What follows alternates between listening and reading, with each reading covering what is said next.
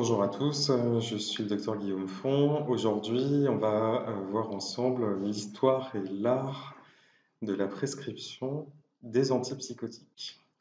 Donc, le cours que je vais vous présenter aujourd'hui, c'est le cours que j'aurais aimé avoir quand j'étais interne, parce que finalement, voilà, il y a les cours qui sont dispensés, puis il y a aussi tout ce qu'on apprend en dehors, avec la pratique, l'expérience clinique, et puis aussi en lisant des articles. Donc, je vais essayer de faire en sorte que ce cours soit le plus passionnant pour vous et surtout le plus utile pour votre pratique.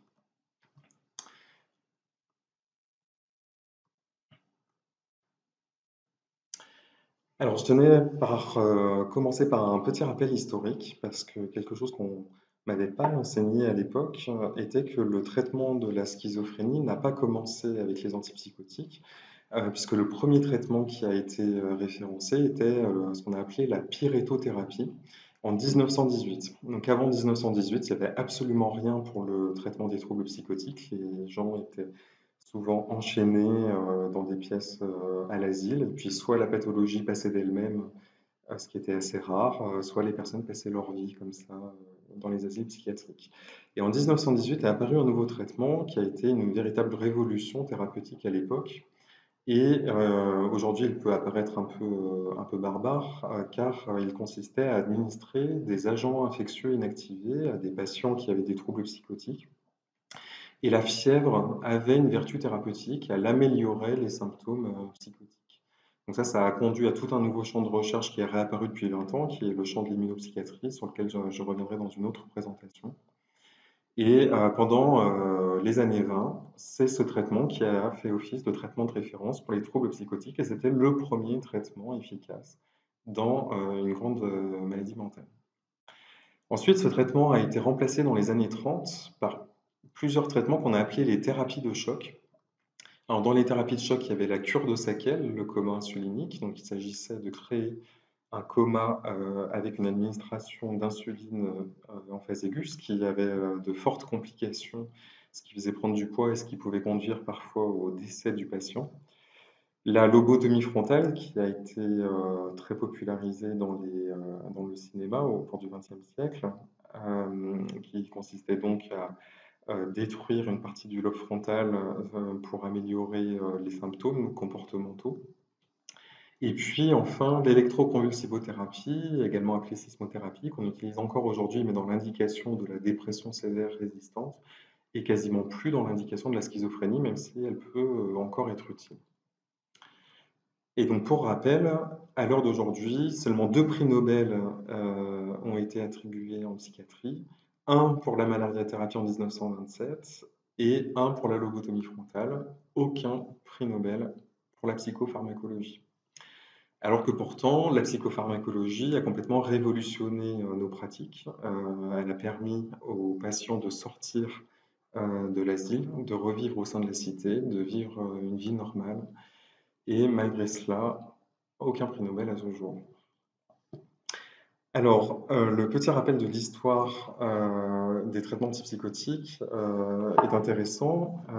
Tout a commencé, c'est connu, dans les années 50 avec la découverte de la chlorpromazine.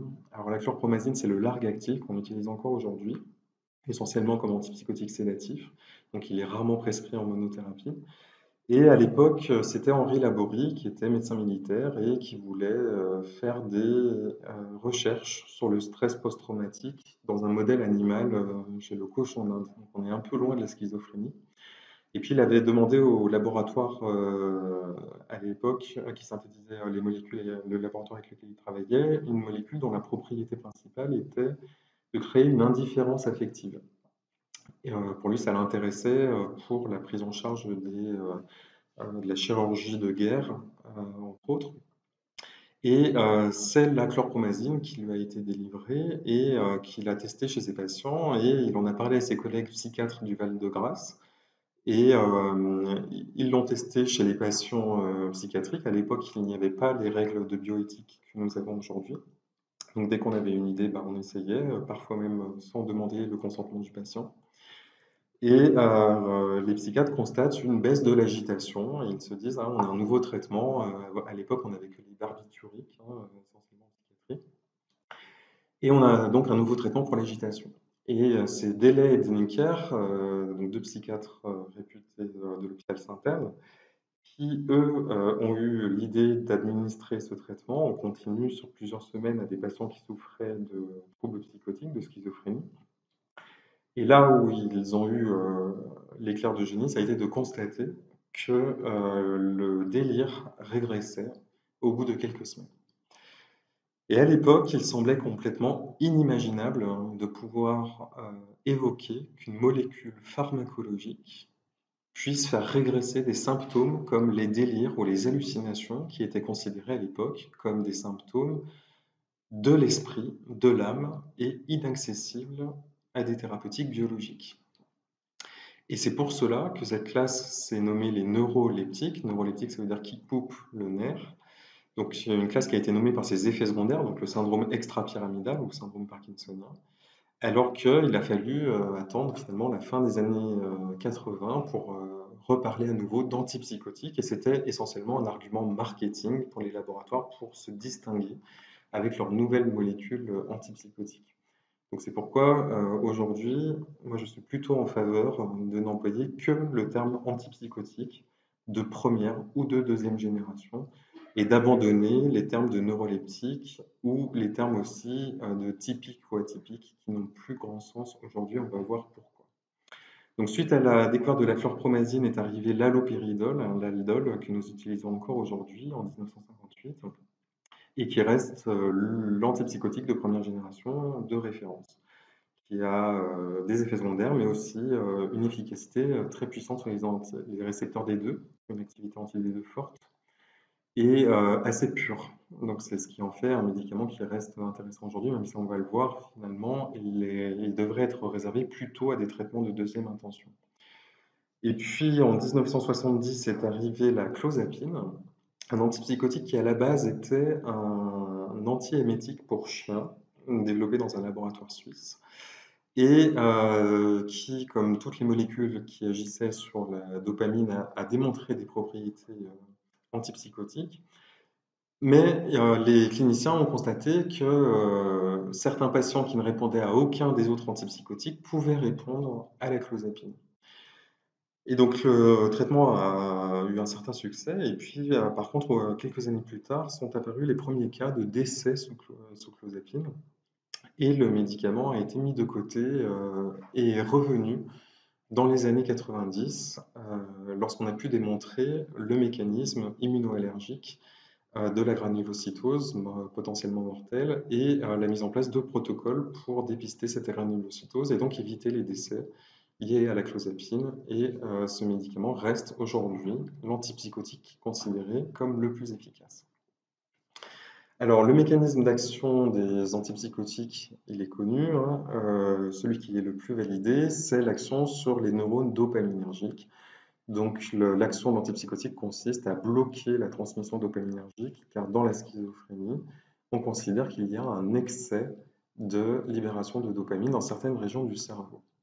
Alors, quand on va regarder plus précisément sur les mécanismes, ça c'est pour passer très rapidement, on n'a pas retenu tout ça, mais retenez juste une phrase que j'avais entendue, que j'avais trouvée intéressante, qui était que dans la recherche, le malheur des psychiatres, c'est qu'ils n'arrivaient pas à sortir de la synapse. Et c'est vrai qu'aujourd'hui encore, on reste très ancré sur les théories monoaminergiques, donc la dopamine pour la schizophrénie, la sérotonine et la noradrénaline pour la dépression essentiellement, avec l'idée qu'il y a un excès ou un défaut d'un neurotransmetteur et donc on va prescrire un médicament qui va augmenter ou diminuer le neurotransmetteur et que ceci va suffire à traiter la maladie mentale.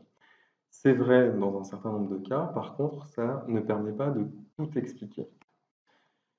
Ici, vous voyez donc la théorie qui a été la mieux validée dans la schizophrénie. Donc, quand les patients vous demandent qu'est-ce qui se passe dans le cerveau d'une personne qui délire, par exemple, vous pouvez leur montrer ce schéma.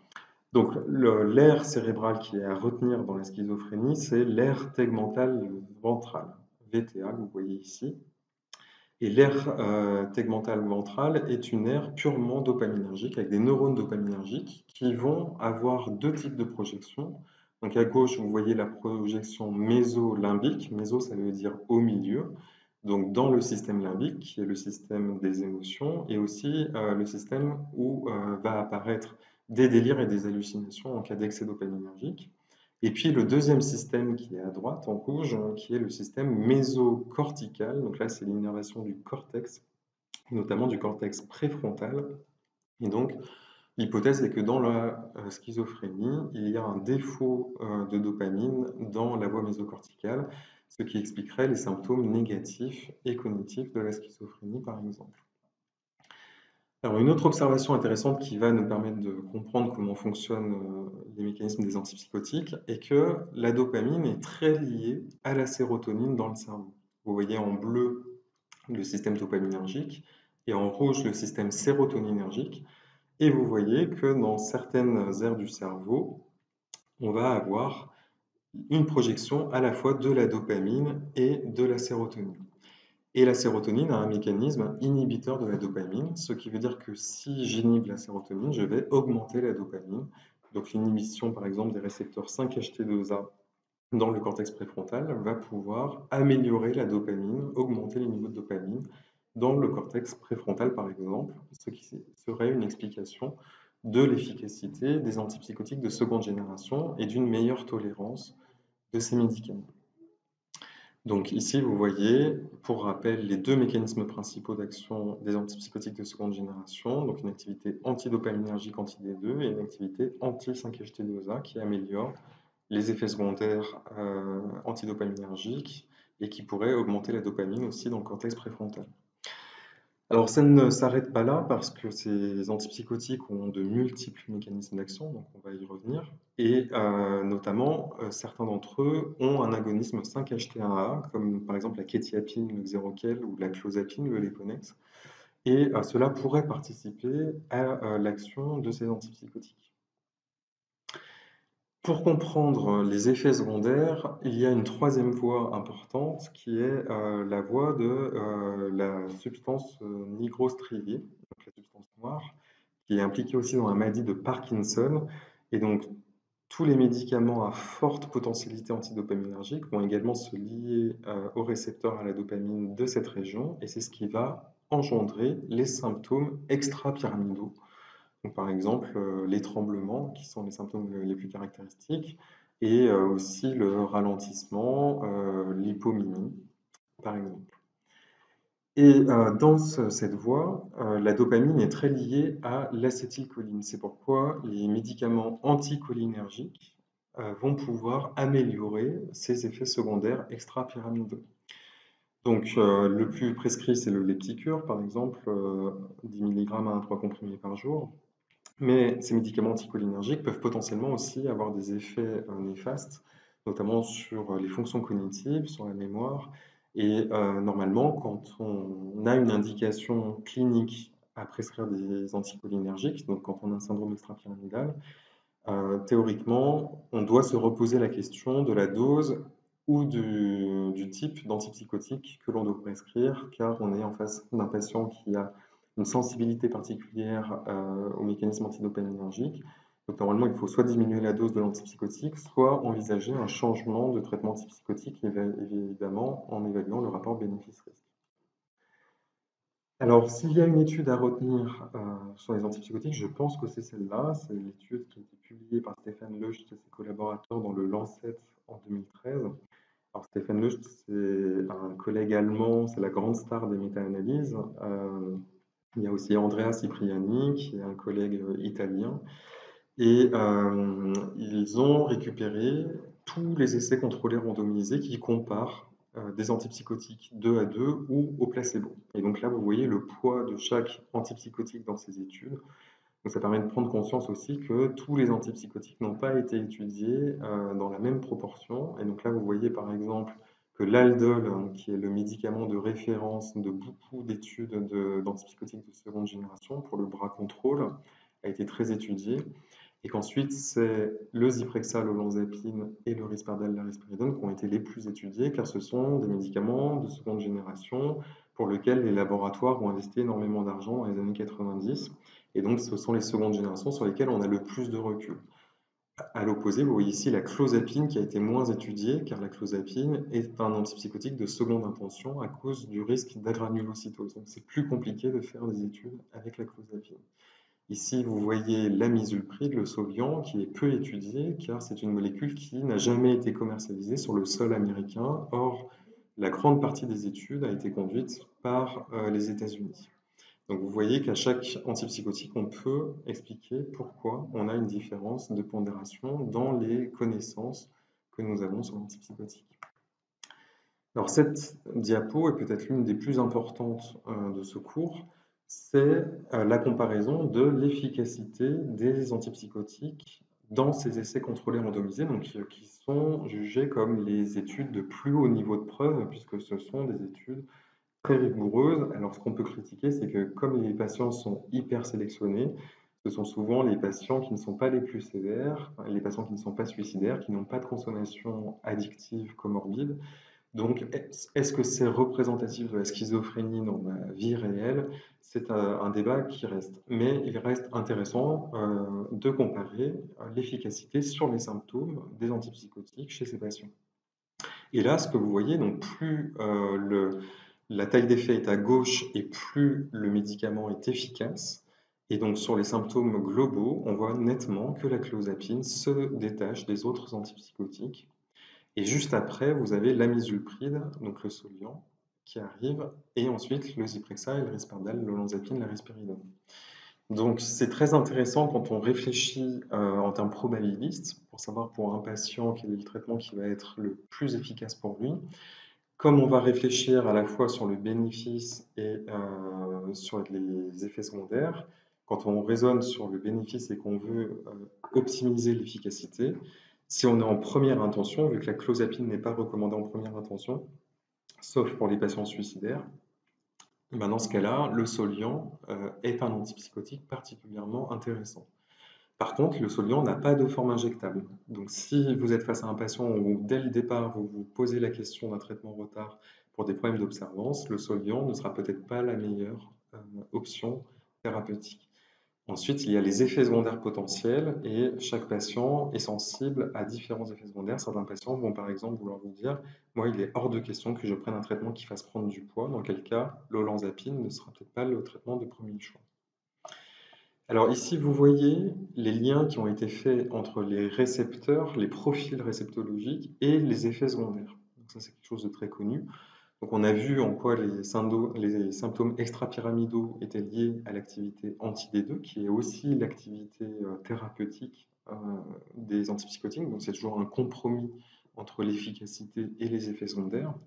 D'ailleurs, il était même proposé par nos collègues en termes cliniques de faire la roue motrice, donc d'aller évaluer le syndrome extrapyramidal au niveau du poignet et qu'une légère roue dentée, donc c'est un des signes du syndrome de Parkinson, donc quand il y a une résistance légère par cran à la flexion du poignet, que cette roue dentée était le signe d'une imprégnation suffisante antidopaminergique et donc que c'est un moyen d'adapter les doses du traitement sans faire de dosage plasmatique par exemple.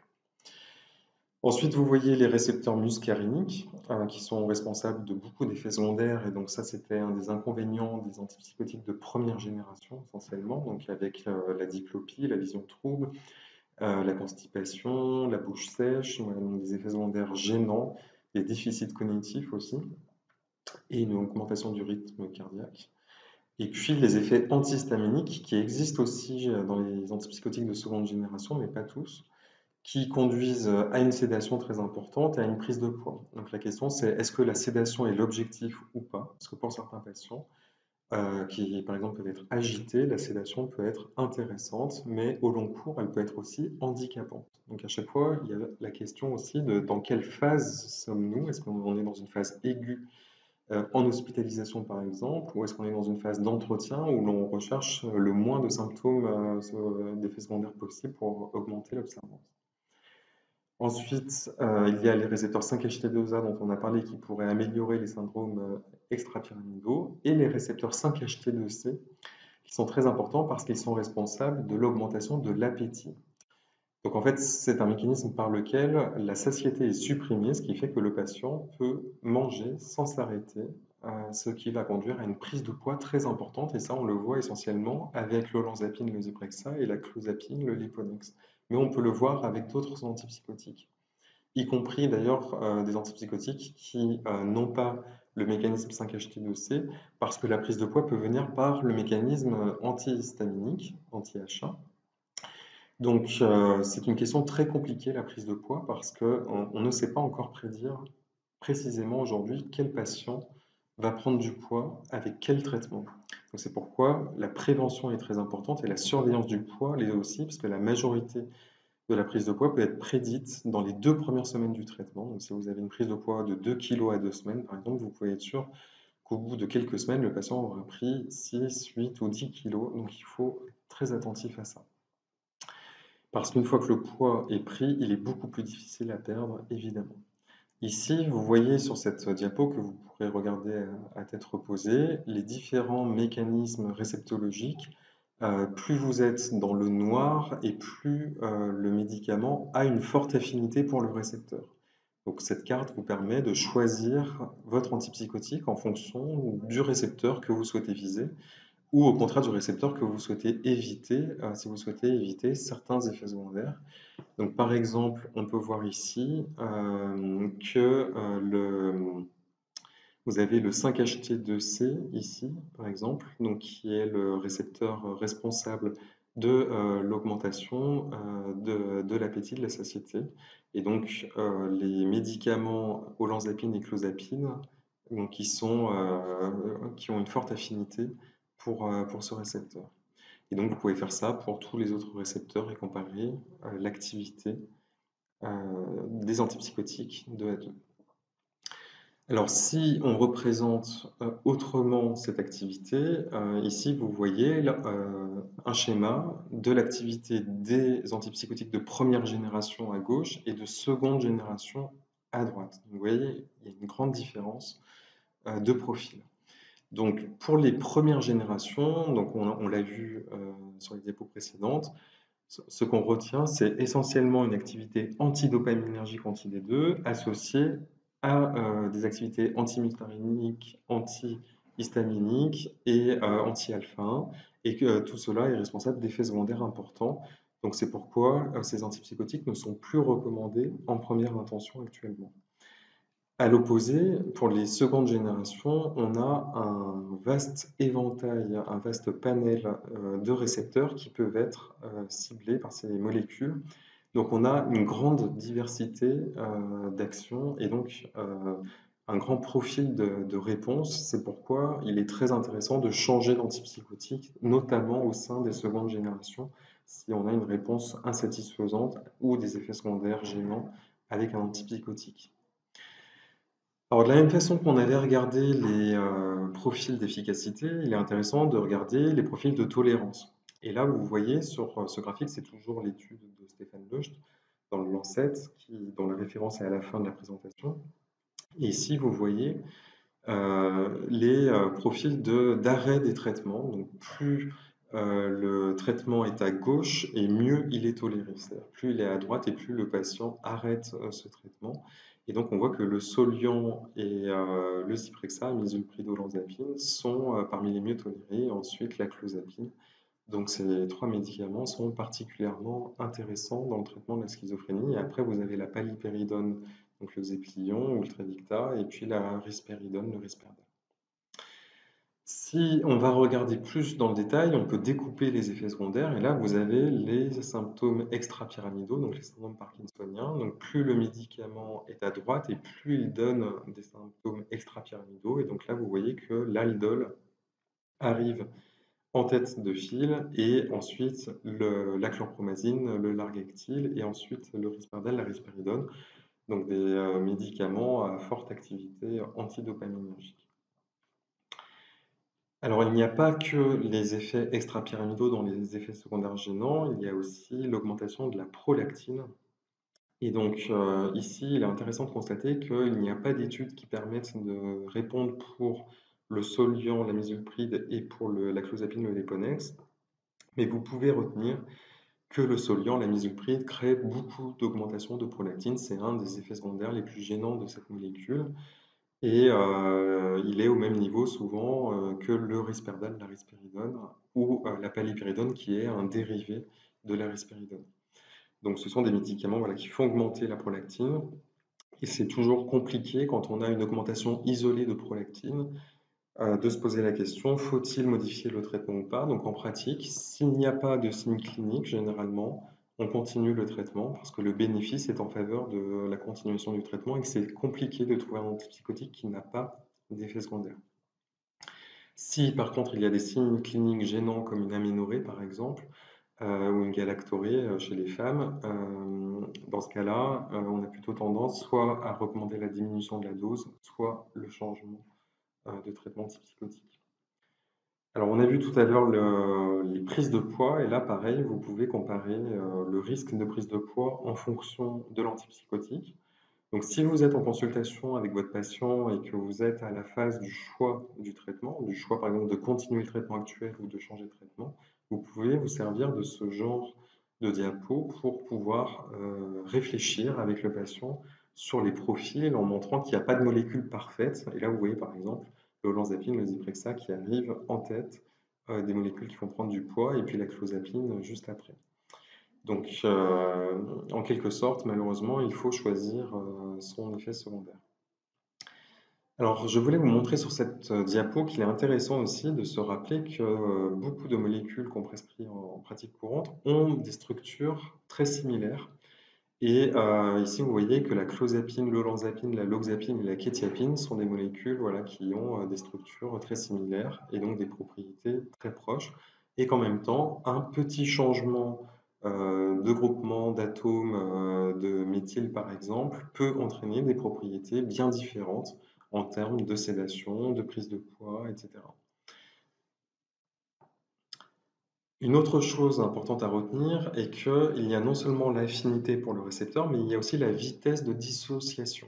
Et ça, c'est quelque chose qui caractérise beaucoup les antipsychotiques de seconde génération. Les antipsychotiques de seconde génération se dissocient plus facilement du récepteur, ce qui limite les effets secondaires. Alors qu'une molécule comme l'aldol, par exemple, va rester très fixée, très ancrée au récepteur des deux et pendant longtemps. Ce qui veut dire que le syndrome extrapyramidal va durer, y compris après le sevrage complet de la molécule, pendant plusieurs heures, voire plusieurs jours. Et ici, vous voyez que la quétiapine se lie à plusieurs récepteurs. On a vu qu'elle était agoniste au 5-HT1A, antagoniste pour les D2 et pour les 5-HT2. Mais cette affinité va varier avec la dose, ce qui veut dire qu'on ne va pas avoir la même activité en fonction de la dose prescrite. Et ça, j'insiste là-dessus parce que j'ai souvent vu des patients en consultation où il était noté que les patients ne répondaient pas à un traitement, comme par exemple un traitement par Xeroquel, alors que le patient était traité par des doses comme par exemple 300 mg jour. À 300 mg jour, vous n'avez pas d'activité antidopaminergique anti-D2. Donc, si c'est ce que vous visez avec le traitement antipsychotique, il n'est pas pensable d'avoir une réponse thérapeutique normalement à 300 mg jour, sauf si le patient a un profil particulier de métabolisation de la molécule. Et on va revoir qu'on peut doser l'antipsychotique, ce qui ne se fait pas assez en pratique clinique. Pour savoir exactement quel est le taux plasmatique, ça peut permettre de répondre à beaucoup de questions aussi. Lorsque vous avez des patients qui développent des effets secondaires très rapidement à des faibles doses, ou au contraire, des patients qui ne répondent pas du tout à un traitement qui a déjà des doses importantes. Donc pour le Xeroquel, la quetiapine, il est important de rappeler qu'en dessous de 600 à 800 mg, on ne peut pas attendre, à proprement parler, de propriétés antipsychotiques. Après, on peut toujours trouver des exceptions cliniques, et là, on est en train de raisonner en termes probabilistes. Une autre molécule très intéressante et en même temps très compliquée à manier en pratique clinique, c'est l'aripiprazole, l'Abilify. Donc l'Abilify, c'est un antipsychotique qui est arrivé en 2004, qui a été développé dans un laboratoire japonais. Et l'innovation de l'Abilify était d'avoir des propriétés agonistes-antagonistes sur plusieurs récepteurs, les récepteurs dopaminergiques, les récepteurs 5-HT1A en l'occurrence. Et donc, cela veut dire qu'à faible dose, l'aripiprazole peut être agoniste et à forte dose, antagoniste. Et donc, ça a causé des problèmes au démarrage de la molécule parce que la recommandation était de commencer à de faibles doses, donc à 5 mg jour, et d'augmenter progressivement pour évaluer la tolérance. Or, quand vous mettez de la Abilify à 5 mg jour, vous avez un effet pro-dopaminergique. Et donc, il y avait beaucoup de patients qui décompensaient, dont les symptômes s'aggravaient. Donc, quand vous souhaitez prescrire l'Abilify dans l'indication antipsychotique, théoriquement, il ne faut pas prescrire en dessous de 7 mg et demi, donc en pratique 10 mg jour. On n'a pas de 7 mg et demi en pratique clinique. Une autre molécule particulièrement intéressante est la molécule amisulpride, on l'a vu, le Soliant. Alors le Soliant est intéressant parce qu'on a vu qu'il était classé deuxième en termes d'efficacité des antipsychotiques. Et il a une activité anti-D2, anti-D3 pure. Donc on a voilà, une molécule très efficace avec peu d'effets secondaires. Alors il y a l'augmentation de la prolactine, mais qui est liée à l'effet antidopaminergique, donc, comme pour la risperidone et l'aldol par exemple. Et alors il m'est arrivé de voir des prises de poids très importantes sous amisulpride que je ne me suis pas expliqué sur le plan pharmacologique. Donc, vous ferez votre expérience par vous-même et vous verrez qu'on peut trouver un peu tous les effets secondaires avec toutes les molécules. J'ai vu des prises de poids avec des ISRS aussi qui n'étaient pas réputées pour faire prendre du poids. Donc, la prise de poids, c'est vraiment quelque chose de compliqué et on verra dans d'autres cours que ça peut s'expliquer aussi par des mécanismes qu'on n'étudie pas du tout en ce moment, comme des modifications du microbiote intestinal, par exemple. Donc, ça ne s'arrête pas au profil réceptologique. Donc, il faut, encore une fois, sortir du cerveau et sortir de la synapse pour comprendre ce qui se passe chez nos patients. Donc, le Soliant, c'est une molécule qui était réputée être activatrice à faible dose et inhibitrice à forte dose. Alors ça n'a jamais été confirmé dans des études, hein. Il n'y a pas d'études, à ma connaissance, d'essais contrôlés randomisés qui démontrent que les faibles doses d'amisulpride améliorent des symptômes négatifs, par exemple. Donc c'est quelque chose qui traînait dans la pratique clinique. Et par contre, ça reste vraiment un traitement très intéressant en termes d'efficacité. Donc pour ma part, généralement, je recommande toujours d'essayer l'amisulpride chez un patient qui n'a pas répondu à d'autres traitements antipsychotiques et qui a des contre-indications pour la clozapine ou pour qui on sait que la mise en place de la clozapine va être difficile. Alors, une autre propriété intéressante de ces molécules, c'est la question des TOC. Alors, c'est une question qui est assez peu enseignée, en fait. Alors, je parle des TOC aussi bien dans la schizophrénie que des TOC en dehors de la schizophrénie. En fait, on s'est posé la question, donc c'est une étude dont vous voyez qui a été faite entre Montpellier et Marseille et qui a été publiée il y a quelques années, où on s'est posé la question à partir d'observations cliniques, on voyait que certains patients qui avaient des schizophrénies déclenchaient des TOC sous certains traitements, et notamment avec la clozapine, la quétiapine et l'olanzapine, donc Xeroquel, Zyprexa et Levonex. C'est ce qu'on appelait l'effet névroticogène des traitements antipsychotiques peu antidopaminergiques. Et donc, voilà, je me posais la question, mais comment ça marche cet effet?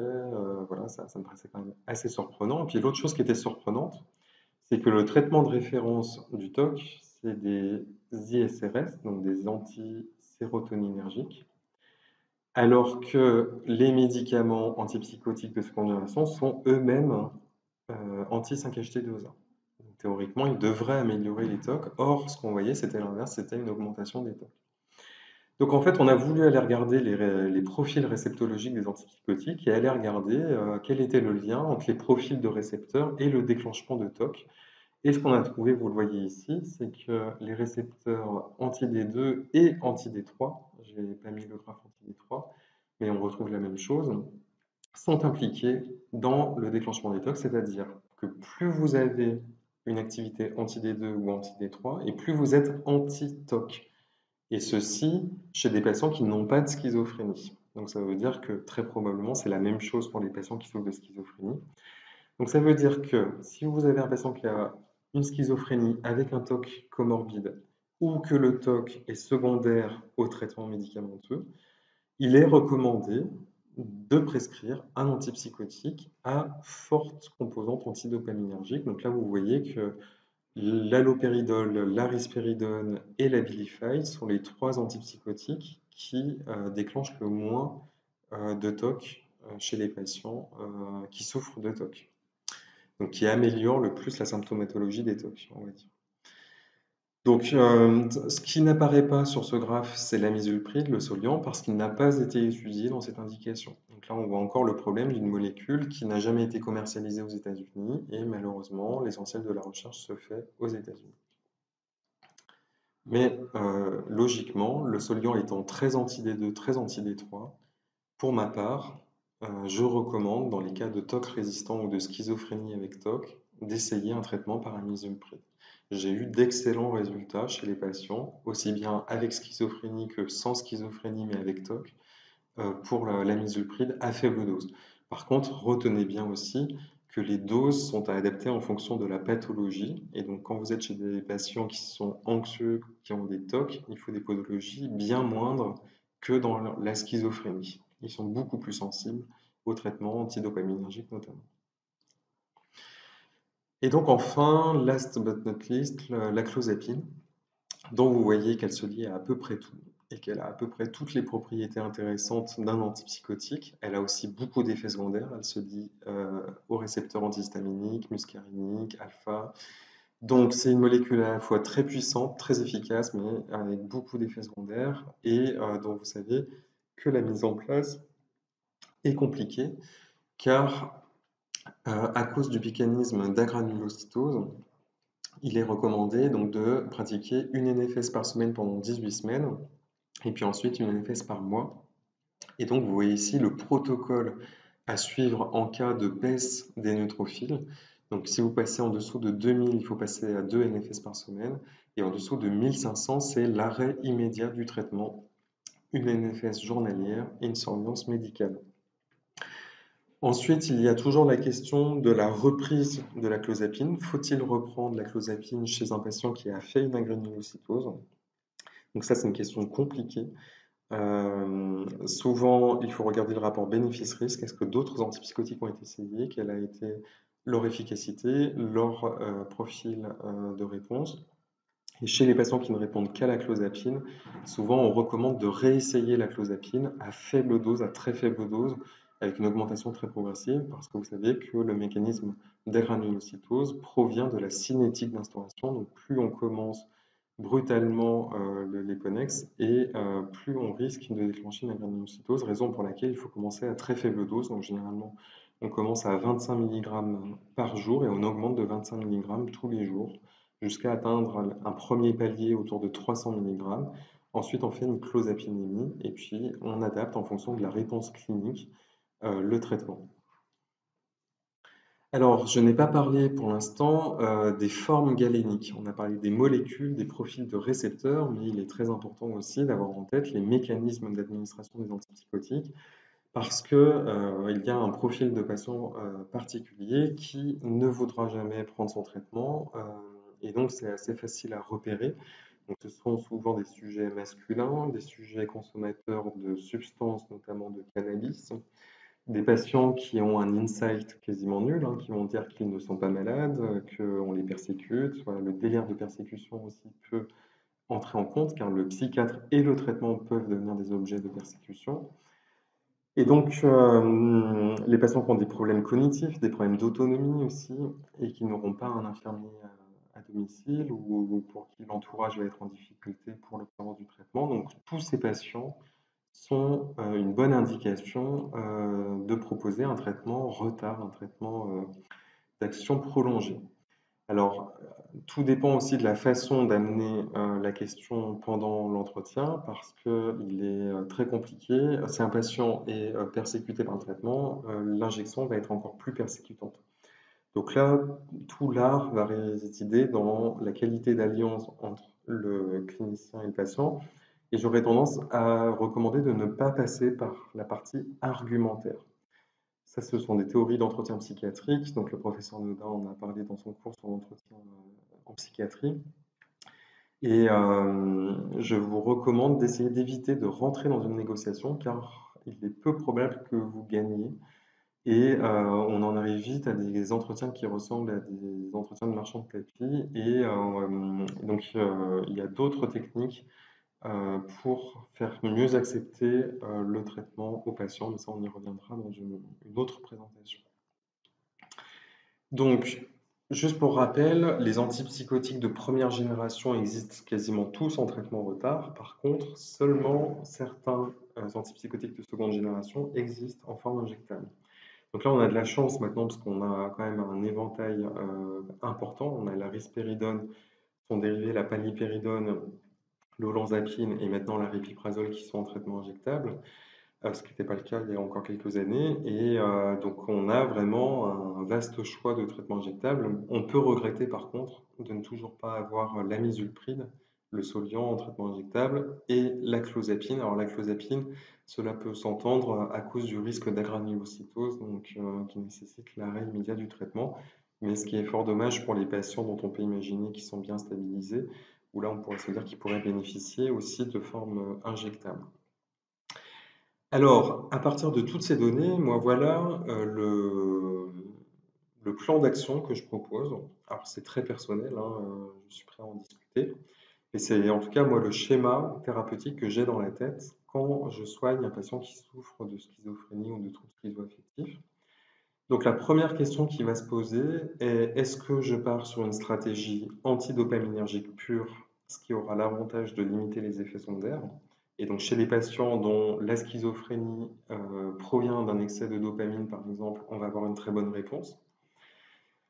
Ou est-ce que je pars sur une stratégie multirécepteur, donc avec des molécules qu'on appelle des molécules sales, donc les antipsychotiques de seconde génération, on les a vus, olanzapine, quetiapine et clozapine à la fin en seconde invention.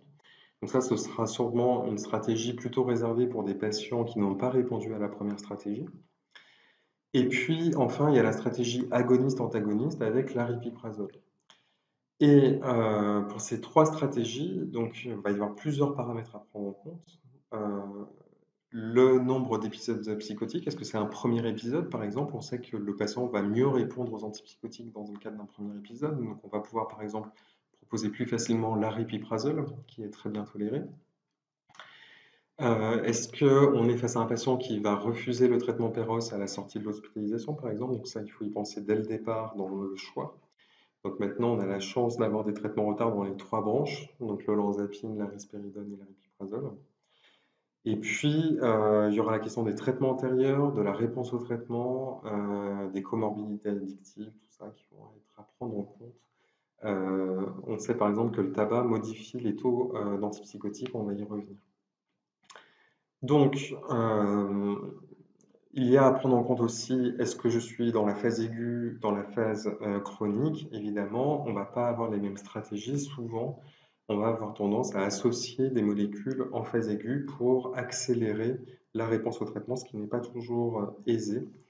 Et on considère actuellement que si un patient n'a pas répondu au bout de 15 jours à un traitement antipsychotique, on peut raisonnablement changer d'antipsychotique en hospitalisation parce que l'urgence est aussi à la réinsertion et à la sortie de l'hôpital. Alors, en résumé, voici les recommandations du traitement de la schizophrénie. Donc, on reprend les étapes. Donc, au début, il y a donc le diagnostic initial, le choix d'un traitement antipsychotique. Donc, on a vu les paramètres qui rentrent en compte dans le choix du traitement. Et puis, donc normalement, la règle de l'art veut une monothérapie de 4 à 6 semaines. Bon, on vient de voir que souvent, on réduisait à 2 semaines s'il n'y a aucune réponse du tout au traitement. S'il y a une réponse partielle, ça vaut la peine d'attendre 4 à 6 semaines pour évaluer la pleine efficacité du traitement. Ensuite, il y a la question de l'efficacité et de la tolérance du traitement.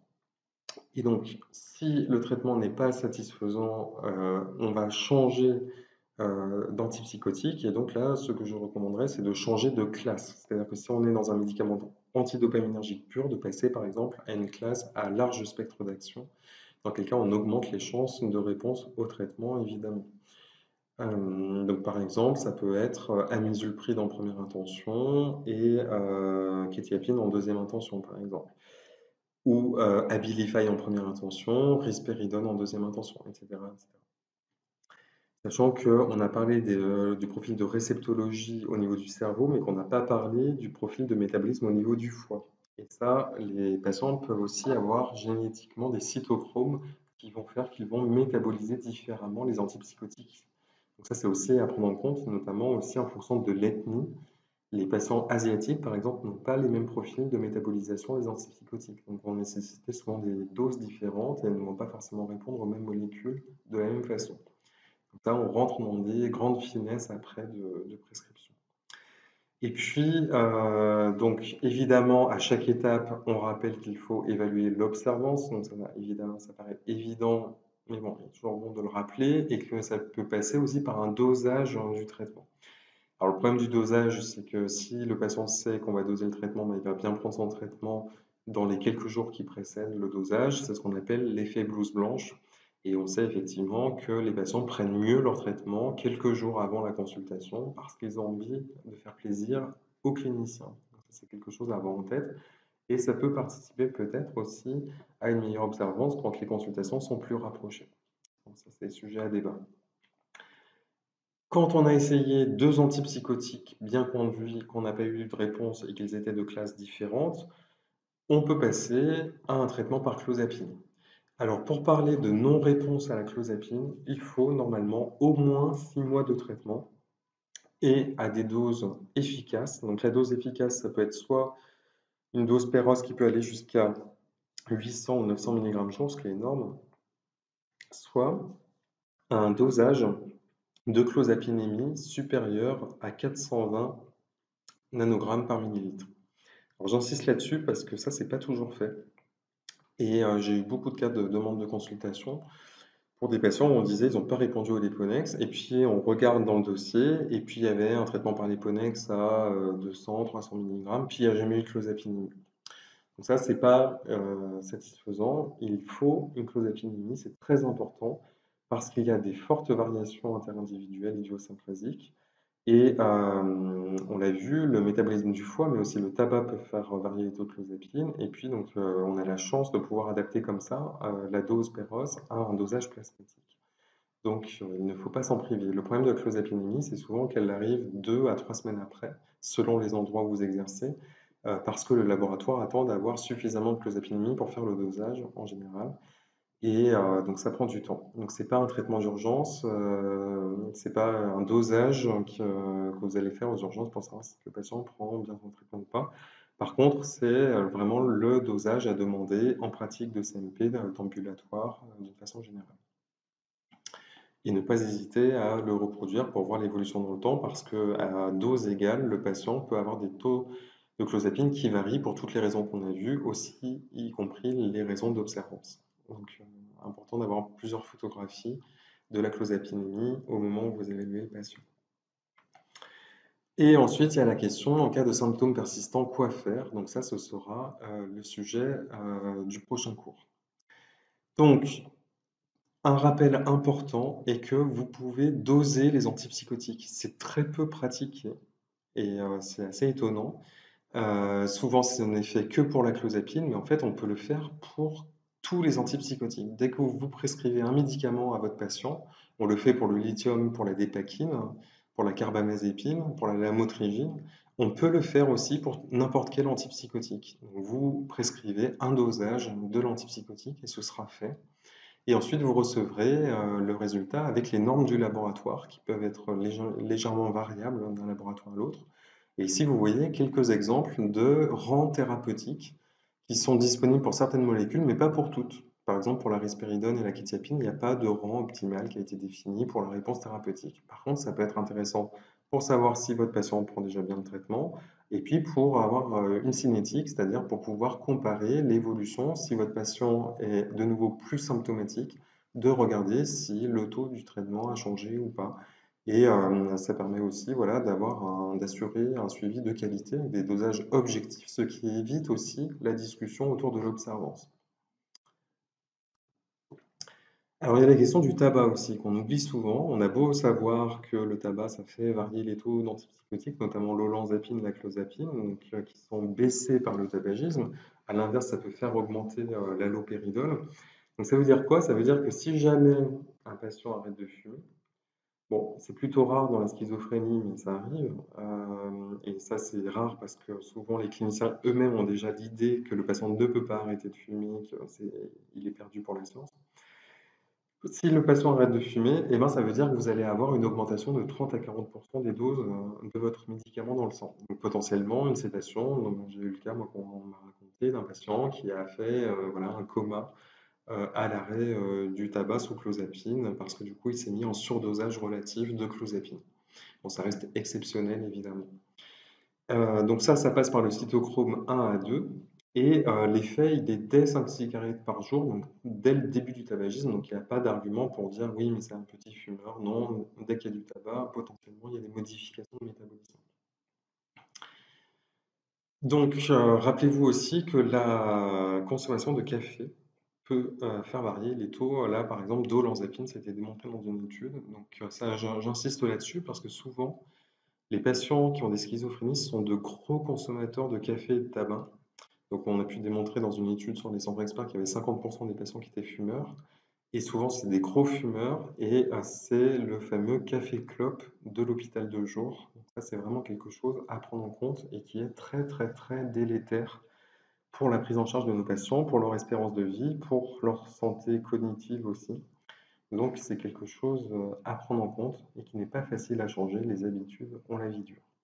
Et notamment chez des patients qui souvent ont une faible motivation. Mais après, il y a des choses à faire et ça, j'y reviendrai dans une autre présentation. Ici, vous voyez une étude qui démontrait que le fait de mettre des surdoses d'olanzapine n'améliorait pas la réponse au traitement. Alors, certains collègues recommandent quand même de dépasser l'AMM quand il le faut. Alors, si le patient n'a pas répondu, qu'il est hospitalisé en chambre d'isolement, voilà, que vous avez des arguments pour le dossier pour dire qu'il fallait augmenter la dose au-delà de la dose de l'AMM, c'est OK. Par contre, gardez bien à l'esprit que si le patient fait le moindre effet secondaire grave, c'est à vous d'apporter la preuve que ce n'est pas votre prescription qui a engendré la perte de chance. Donc j'ai eu le cas par exemple à Montpellier, un collègue qui a eu un patient qui a fait un arrêt cardiaque sous Zyprexa, sous olanzapine, et on lui a dit bah, heureusement que vous étiez dans les clous pour la prescription, c'est-à-dire en dessous de 20 mg par jour en France, car si vous étiez à 30 mg, qui est la dose maximale autorisée aux États-Unis, eh ben, ça aurait été à vous d'apporter la preuve que ce n'était pas votre médicament qui a créé l'arrêt cardiaque. Et pour aller démontrer ça, il faut y aller. Donc attention, vigilance sur les dépassements de doses d'AMM. Donc ici, vous avez la synthèse de plusieurs méta-analyses qui ont voulu répondre à la question que faire quand on ne répond pas à un traitement en monothérapie par clozapine. Alors, il n'y a pas grand-chose à faire pour l'instant dans les stratégies antipsychotiques. Dans la prochaine présentation, je vous présenterai tout ce qu'on peut faire en plus du traitement antipsychotique, à côté du traitement antipsychotique, et notamment des traitements complémentaires très intéressants. Pour les traitements pharmacologiques classiques, pour l'instant, donc vous avez une recommandation de prescrire du lithium dans le trouble schizoaffectif, du citalopram en cas de symptômes négatifs. Alors les symptômes négatifs sont très liés aux symptômes dépressifs. Ça, j'y reviendrai aussi dans l'autre présentation. L'amisulpride n'a pas montré d'efficacité. Par contre, malgré tout, j'ai la conviction que d'un point de vue réceptologique, il est complémentaire de la clozapine, par exemple de la quétiapine. Donc, ça me semble quand même potentiellement intéressant. Et là, on parle d'un essai contrôlé. Et puis surtout, on mélange tous les symptômes et la question qui se pose est surtout quels symptômes souhaitez-vous améliorer chez votre patient? Est-ce que ce sont des délires? Est-ce que ce sont des hallucinations? Est-ce que ce sont des symptômes négatifs? La stratégie va être complètement différente. Et je pense que nous devons encore faire beaucoup de chemin pour avoir des guidelines, des recommandations internationales adaptées et précises à la situation de chaque patient. Pour l'instant, on en reste quand même à des choses très vagues et très globales. Et puis, donc, dans les traitements complémentaires qui peuvent être proposés, on a parlé par exemple des hallucinations résistantes. Un des traitements de référence reste la stimulation magnétique transcrânienne qui a démontré de l'efficacité. Par contre, le problème de ce traitement est qu'il n'a pas démontré d'efficacité maintenue dans le temps à moyen terme. Donc pour l'instant, on a une efficacité qui est notamment là, vous voyez dans cette étude, qui suggérait la disparition de l'efficacité à un mois, donc qui nécessiterait un traitement d'entretien. Par contre, la tolérance est absolument parfaite et le problème, c'est l'accès aux outils de stimulation magnétique qui ne sont pas présents partout. Donc nous avons la chance d'en avoir un à Marseille.